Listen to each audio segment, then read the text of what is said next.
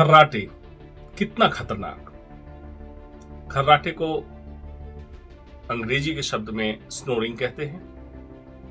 और एक चीज आजकल मेडिकल से जो संबंधित लोग हैं या मेडिकल की समस्या से जूझ रहे हैं वो जानते होंगे, स्लीप एपनिया सिंड्रोम, सोते समय सांस का रुक जाना और फिर बहुत घबराहट से ऐसे इंसान जगते हैं और फिर सांस लेने लगते हैं। कुछ लोग अगर अति गंभीर रूप से इससे ग्रसित हो चुके हैं तो उनको असिस्टेड रेस्पिरेटरी डिवाइस, जिसमें सीपैप बाईपैप जैसी चीजें जो आती है उसका सहारा लेना पड़ रहा है। तो बात आ रही है, क्या खर्राटा means snoring sleep apnea syndrome से अलग है? इसमें क्या कोई हेल्थ रिस्क नहीं है?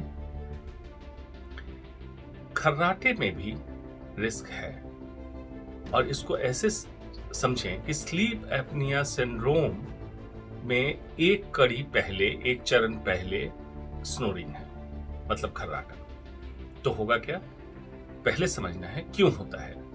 मोटापे के कारण डबल चिन हो जाए तो मांसपेशियां जो हमारे थ्रोट, गले को या गले के पीछे के हिस्से को कंट्रोल करती है, टोन होता है, वो लूज पड़ने लगती है। मांसपेशियों मसल फाइबर के बीच में फैट जमा हो जाता है, या आप एक्सरसाइज नहीं करते हैं तो मसल्स ढीली पड़ जाती हैं और यही मसल्स रात को जब आप सोते हैं तो लूज होके और पार्शियल ऑब्स्ट्रक्शन, मतलब आंशिक रूप से सांस को फेफड़े तक पहुंचने में अवरोध करता है।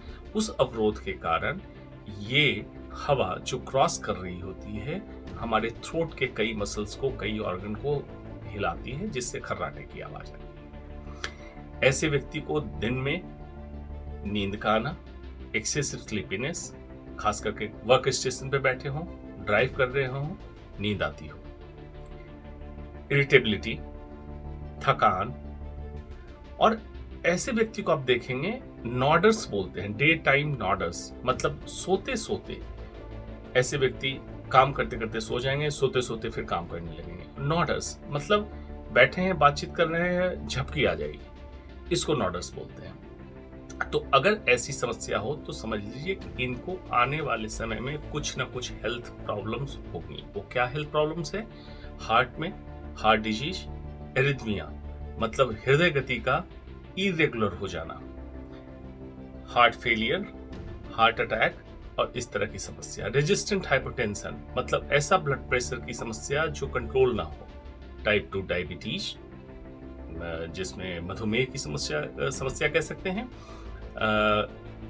इसके बाद स्ट्रोक मतलब ब्रेन में ब्लड का कम पहुंचना जिसके कारण क्षति हो जाना। इस तरह से अनेक समस्या आएगी जो भविष्य में। एक जो समस्या सबसे अननोटिस्ड है वो है डिक्रीज्ड इम्यून रिस्पॉन्स। हमें नींद की जरूरत कई कारणों से है। एक उसमें है साइटोकाइन प्रोडक्शन को पूरी तरह उपलब्ध कराने के लिए, इम्यून सिस्टम को स्ट्रांग बनाने के लिए हमें प्रॉपर नींद चाहिए।